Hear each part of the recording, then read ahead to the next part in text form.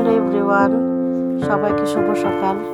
আজকে প্রচুর ঠান্ডা ছিল, কনকনে শীতের মধ্যে বেরিয়ে গেলাম সকাল সকাল বাইরে নাস্তা করতে। বাইরে খুব ঠান্ডা ছিল, ওপেন একদম আকাশের নিচে। আজকে আমি এবং আমার হাজব্যান্ড নাস্তা করলাম। আমাদের মেনু ছিল খিচুড়ি এবং গরুর মাংস। খাবারটা খুবই স্বাদ ছিল, আপনারা না টেস্ট করলে বুঝবেন আসলে ইয়ামি ছিল।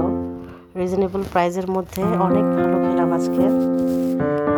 লোকেশনটা হলো ঠিক ইউআইউর পেছন দিকে একটা গলি আছে, গলি দিয়ে ওয়ান্ডারল্যান্ড পার্কের পাশে এই রেস্টুরেন্টটা।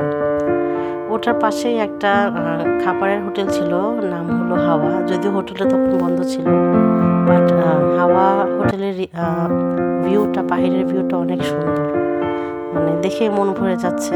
এত সুন্দর করে ডেকোরেশন করেছে তারা।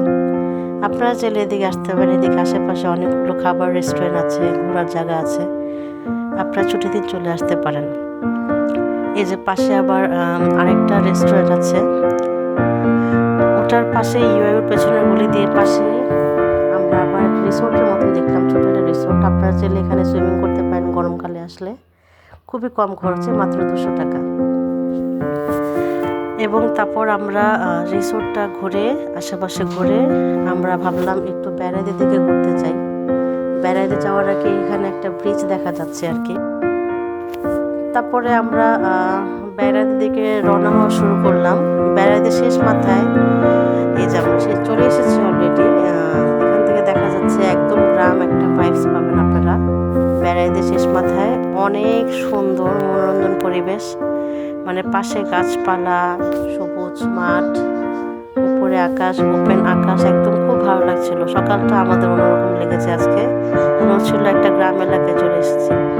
আপনারা যদি কেউ চান তাহলে ঠিক বাড্ডা নতুন বাজার থেকে আপনার 15-20 মিনিটের মতন সময় লাগবে বেড়াইতে শেষ মাথায় চলে আসবেন। অনেক সুন্দর ওপেন এরিয়া, আপনাদের খুব ভালো লাগবে। আপনারা ফ্যামিলি সহ সবাই চলে আসতে পারেন।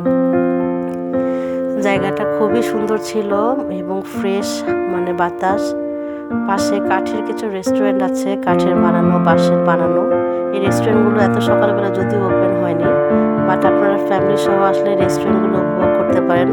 রিজনেবল প্রাইসের মধ্যে ফুড মেনুগুলো ছিল, আপনারা এসে টেস্ট করতে পারেন, ঘুরে যেতে পারেন।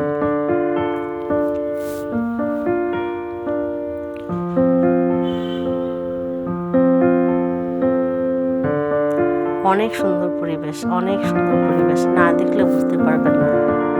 আমরা ঘোরা শেষ করে ঠিক আসার পথে দেখলাম সাদা কালার একটা মসজিদ বেড়াইতে।